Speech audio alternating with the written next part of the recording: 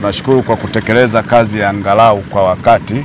Sisi kitaalamu huwa tunasema kazi kama hizi huwa kuna ile substantial completion, yani kuna kazi unaona kabisa kazi kwa kiasi kubwa imeisha. Hapa yanaweza kapita magari, kazi ile kubwa imeisha. Kuna zingine ndogo ndogo anaendelea kuzimalizia, na tunaamini kwa hizi siku 5 zilizobaki na hii kasi inayoonekana alionayo hapa ya kutengeneza mifereji, ya kujenga mifereji, basi tuna imani atakamilisha. Na kazi ukiangalia kwa macho inaridhisha. Ni kazi ya bilioni 1.4 kwa kilomita 1.2 ambayo ukiangalia maeneo haya udongo kuko chini sana, kwa hiyo amenyanyua sana tuta. Kwa hiyo hata gharama yake inaonekana ni reasonable.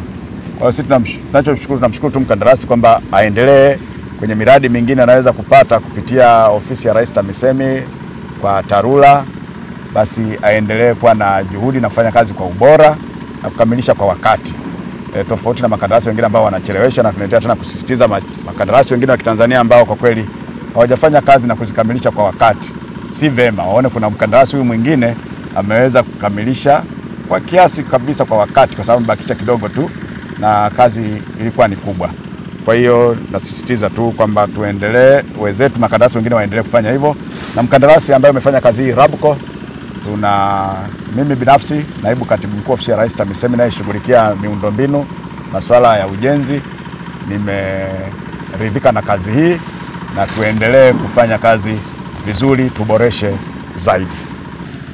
Naitwa Engineer Kibasa, meneja wa TARURA Pwani.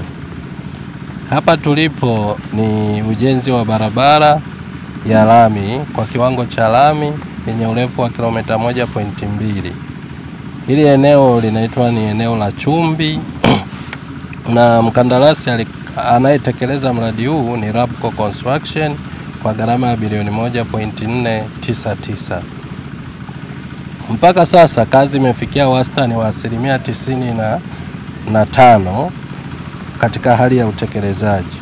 Lakini pia mradi huu ulikuwa unahusisha ujenzi wa mifereji kama ambavyo tunaona mifereji inaendelea, lakini pia ilikuwa inahusisha pia uwekaji wa taa 18 ambazo nazo zimekamilika.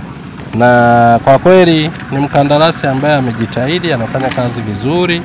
Kwa kweli hata sisi tunaamini kwamba ni Mtanzania mwenzetu ambaye ametuwakilisha vizuri katika kutekeleza mradi huu.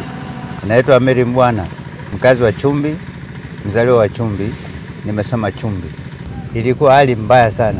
Hapa ng'ombe ilikuwa ndoshwa kule shule kule, kutokana na mazingira mabaya yalikopo hapa. Lakini leo yani mpaka hawa bodaboda wanajidai sasa hivi kutoka kule stendi kuelekea sehemu ya usika biashara.